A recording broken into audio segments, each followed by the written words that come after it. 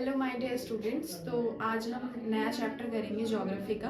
That name is forest and wild life resources. ये geography का second chapter है, तो होप यू लाइक इट। तो लेट्स बिगिन। यहाँ पे आपको ध्यान रखना है कि यहाँ पे जो फॉरेस्ट और वाइल्ड लाइफ की हम बात कर रहे हैं, इस वाले चैप्टर में हम बेसिकली फॉरेस्ट और वाइल्ड लाइफ यानी पेड़ पौधे और जानवरों की बातें करेंगे, जिसमें हम ये देखेंगे कि इनकी स्पीशीज़ क्या हैं और ज़्यादातर ये कम जनसंख्या में क्यों हो रही हैं, इनका डिप्लीशन का कॉजेज़ क्या है और उसके कुछ सॉल्यूशंस क्या क्या हो सकते हैं।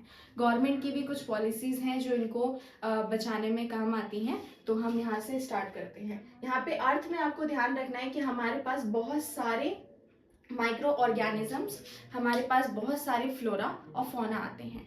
तो यहाँ पे सबसे पहले आपको यही देखना होगा कि इस वाले चैप्टर में हमारे अर्थ में फॉरेस्ट और वाइल्ड लाइफ दोनों चीज़ें एग्जिस्ट करती हैं, जिनकी जनसंख्या अलग अलग मैटर करती है। यहाँ पे फॉरेस्ट की अगर हम बात करें तो हमारे पास पर्टिकुलरली बहुत ज़्यादा स्पीशीज़ हैं, यानी पेड़ पौधों में भी बहुत ज़्यादा वैरायटी देखने को मिलती है। अगर जैसे हम फॉरेस्ट में जाएंगे, जैसे आप डिस्कवरी चैनल का भी खोल के देखेंगे तो आपको पता लगेगा कि कितने टाइप्स के फॉरेस्ट होते हैं और कितने टाइप्स की हमारे पास एनिमल्स होते हैं। तो ये सारी चीज़ें हैं जो इस चैप्टर में मैटर करेंगी। नेक्स्ट आएगा फ्लोरा और फौना। फ्लोरा का यही मतलब होता है कि इसमें फ्लावर और प्लांट्स आएंगे।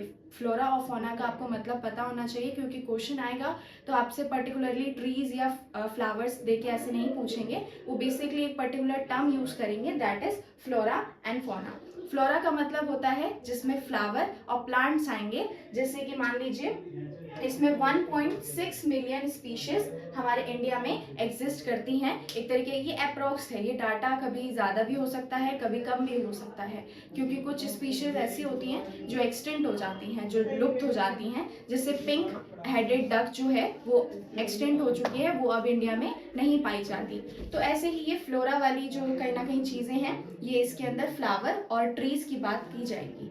नेक्स्ट आएगा फौना। फौना में एनिमल्स की स्पीशीज हम देखेंगे, जैसे कि आएगा चीता, पिंक हेडेड डक एटसेट्रा। तो ये जितनी भी एनिमल्स वाली चीजें हैं ये इसके अंदर कंसिडर की जाएंगी, जिसे हम फौना के नाम से जानते हैं। तो these are the difference between flora and fauna. Flora का मतलब होता है फ्लावर और प्लांट्स, और फौना का मतलब होता है एनिमल्स।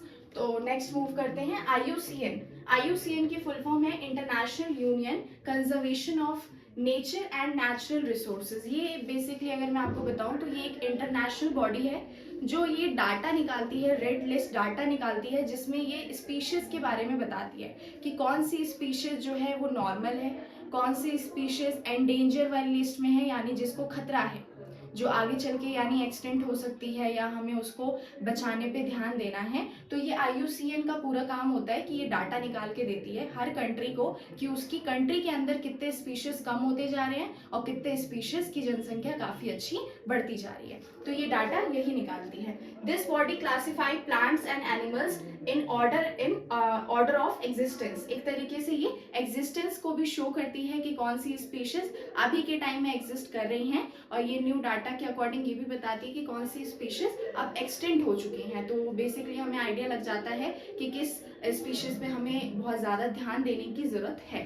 नेक्स्ट आएगा यहाँ पे ये जैसे नॉर्मल स्पीशीज की बात करती है। नॉर्मल स्पीशीज, वैसे ये टॉपिक देखेंगे तो अभी बुक में NCERT में डिलीट हो गया है, लेकिन फिर भी आपको थोड़ा ही पता होना चाहिए कि एटलीस्ट ये होता क्या है। नॉर्मल स्पीशीज का मतलब है, नॉर्मल स्पीशीज का मतलब होता है जिनकी जनसंख्या जो है वो नॉर्मल होती है। ये पॉपुलेशन में बिल्कुल नॉर्मल है, इतने ज़्यादा ना ही खतरे में है ना ही इतने ज़्यादा ठीक हैं। तो नेक्स्ट आएगा एंडेंजर्ड स्पीशीज। ये काफ़ी डेंजर जोन में आते हैं, जिनकी जनसंख्या हम देख रहे हैं कि टाइम टू टाइम कम होती जा रही है और आगे चल के इनकी डिप्लीट होने की जो संभावना है, पॉसिबिलिटी है, वो काफ़ी ज़्यादा है। तो इनको बचाने पे काफ़ी ज़्यादा ध्यान दिया जाता है। नेक्स्ट आएगा वल्नरेबल स्पीशीज। ये ना तो इतनी ज़्यादा अभी अच्छी पॉपुलेशन में है, लेकिन इनमें अगर ध्यान नहीं दिया गया तो ये आगे चल के एक्सटेंट होने की संभावना देखी जाएगी। तो इसीलिए वल्नरेबल में उस ग्रुप को रखा गया है कि ऐसा भी नहीं कि आप उस पर ध्यान नहीं दे रहे हैं, अगर आपने ध्यान नहीं दिया तो वो कल को एक्सटेंट हो जाएगी। नेक्स्ट आएगा रेयर। रेयर स्पीशीज, बहुत इसके नाम में ही है रेयर जैसे, ये बहुत पर्टिकुलर एरिया पे ही मिलती है, रेयरली किसी एरिया पे आपको ये देखने को मिलेगी, तो उसे रेयर स्पीशीज कहा जाएगा। नेक्स्ट आएगा एक्सटिंक्ट। एक्सटिंक्ट का मतलब हो गया वो लुप्त हो चुकी है, जैसे पिंक हेडेड डक जो है, जिसकी एक डक होती थी जिसकी जो नेक है वो कहीं ना कहीं पिंक होती थी, वो अब लुप्त हो चुकी है, वो एक्सटिंक्ट हो गई है, वो अब नहीं पाई जाती। तो ऐसे लिस्ट को हम एक्सटिंक्ट डाटा में रख देते हैं। नेक्स्ट आएगा फॉरेस्ट डिप्लीशन। ये काफी बहुत नॉर्मल क्वेश्चन है और पूछा बहुत बार जाता है, तो आप इसमें मार्क्स भी गेन कर सकते हैं। फॉरेस्ट डिप्लीशन के कुछ कॉजेस होते हैं और कुछ सॉल्यूशंस होते हैं। यानी पेड़ पौधे हमारे लिए इतने ज्यादा जरूरी हैं, फिर भी आजकल ये बहुत ज्यादा डिप्लीट होते जा रहे हैं, कम होते जा रहे हैं। तो what are the reason behind it? तो इसके रीजंस यही हैं कि सबसे पहला डिफॉरेस्टेशन, पेड़ों की कटाई हो रही है फॉर टिम्बर प्रोडक्ट्स, यानी पेड़ों से बहुत सारी चीजें बनाई जाती हैं। As you can see, furniture हो गया, टेबल हो गया, पेपर हो गया, ये सारी जो चीजें हैं ये सब डिफॉरेस्टेशन का ही एक तरीके से कारण है।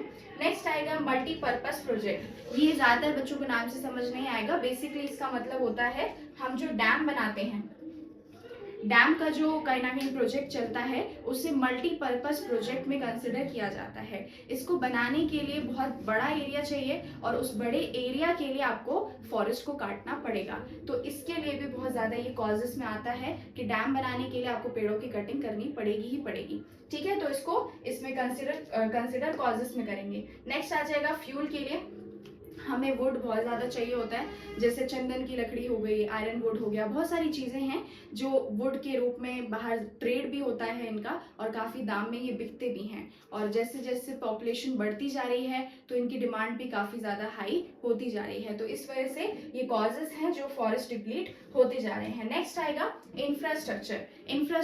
इंफ्रास्ट्रक्चर में आपको ध्यान रखना है कि रेल, रोड, मेट्रो, ये जो बनाने के लिए एरिया चाहिए होता है उसके लिए भी आपको पेड़ों को काटना पड़ेगा। लेकिन यहाँ पे गवर्नमेंट क्या कर रही है, रीप्लांटेशन नहीं करती है। पेड़ों को काट दिया तो काट दिया, वो एरिया पूरा साफ हो गया। लेकिन अगर साइड साइड में गवर्नमेंट अगर ये काम करे लगाने का तो इससे बेटर कंडीशन हो सकती है। ठीक है, लेकिन इसमें पॉपुलेशन भी सपोर्ट नहीं कर रही है।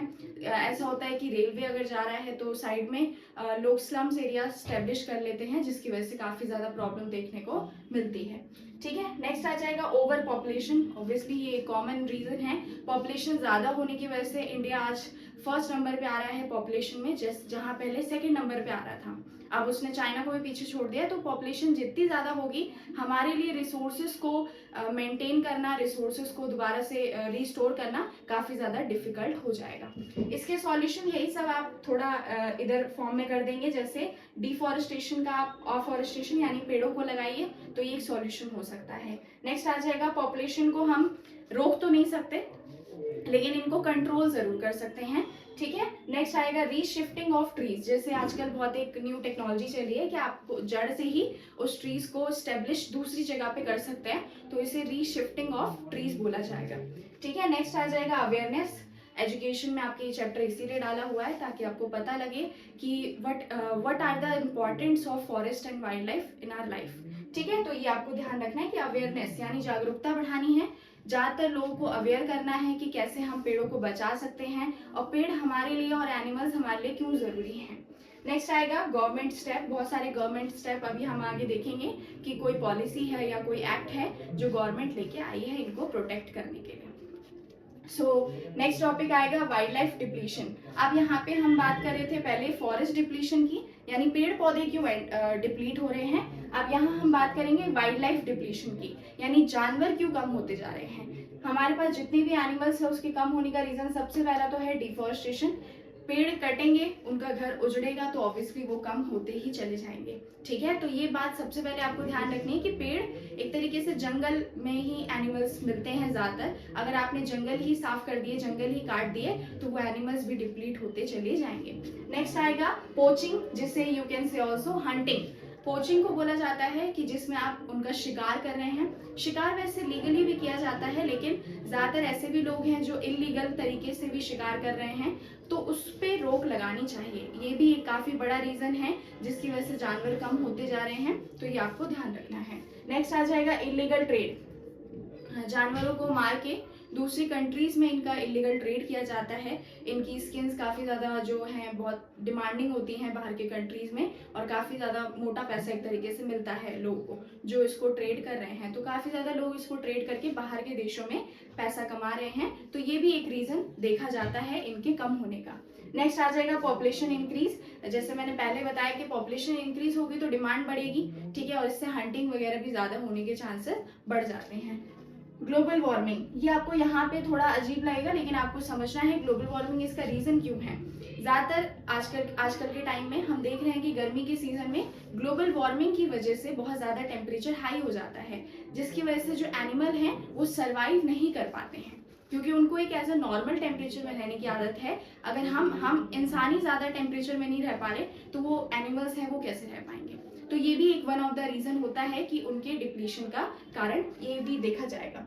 तो इसी के सॉल्यूशन यही होंगे कि अफॉरेस्टेशन, पेड़ों को बचाना, इलीगल हंटिंग को कम करना, और इस पे थोड़ा सा गवर्नमेंट को लॉ वगैरह भी बनाना चाहिए जो हम आगे देखेंगे। और नेक्स्ट आ जाएगा control population and control trade. So thanks for watching, please like, share, subscribe to our channel.